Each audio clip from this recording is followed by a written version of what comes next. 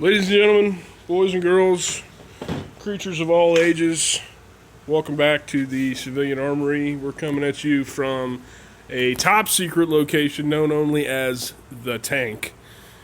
Our final video on AR-15 building, this will be, I believe, rifle builder number 7. We're just going to tighten up some castle nuts on our buffer tubes, and that'll be the complete building of an AR-15 lower. So for today's video, you need either an armorer's wrench or a castle nut wrench. You, dependent upon your castle nut, may or may not need a hammer and a punch to stake it properly.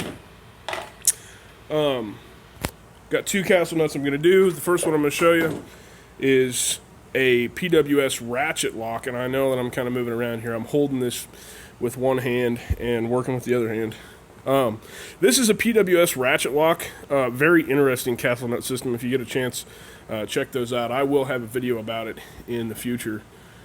Don't have to stake these. They have a detent, they ratchet into place and lock on their own. So real simple installation. You run it down to where it is hand tight, then you put your castle nut wrench on, and we're just gonna tighten this thing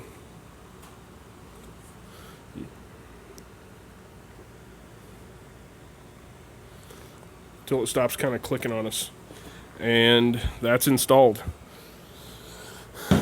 For a standard castle nut, standard style castle nut, set that rifle down. We'll grab the rifle that we were building together the other day. For a standard style castle nut, it's only just slightly more involved. We're going to put our castle nut wrench on. We're going to tighten our castle nut a little bit. And you don't have to kill these castle nut, guys. I've seen people tighten these enough that they actually tear up the slot in their receiver extension tube and freaking jack it up, right? Just good and snug is good enough. You don't have to kill them, okay? I'm trying to get you an angle where you can see here. So we're just going to kind of put our body against the stock and the receiver extension tube, and we're just going to snug that up real good. Once we've snugged it up real good,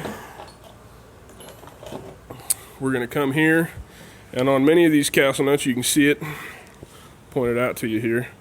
You've got a little spot on the receiver side of the castle nut. You've got a little spot here, and that is intended so that you can dimple this, right? Stake it, and that will lock in. So I'm going to set you down for a second because I don't actually have a way to hold my camera while I'm out here. I'm going to set you down for a second. I'll stake this one, and then I'll show you what it looks like.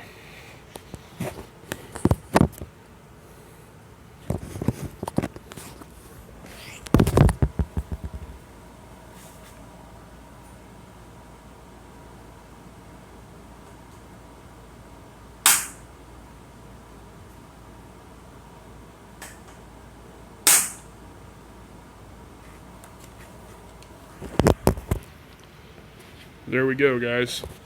That one is staked. If I could get it to focus for you. Put my hand behind it. And that one is staked. It's hard to see there. I'm not sure why this camera wants to focus over. There we go. That's a little better. So there you go. There's a staked castle nut. If you don't like that little shiny spot being on there after you've staked your castle nut, you can just take a Sharpie or a black paint pen and just touch that with either one of those, and your shiny spot goes away. That's the complete assembly of a lower with all the small parts and all the large parts. And this concludes rifle builder number 7, guys. I appreciate you watching. I hope you got something out of it. Any comments, any questions, leave them below. You want to tell me I'm fat, stupid, ugly, and hairy, and sweaty, go ahead. It doesn't bother me a bit. If you got any questions, put them below as well. Thanks for watching.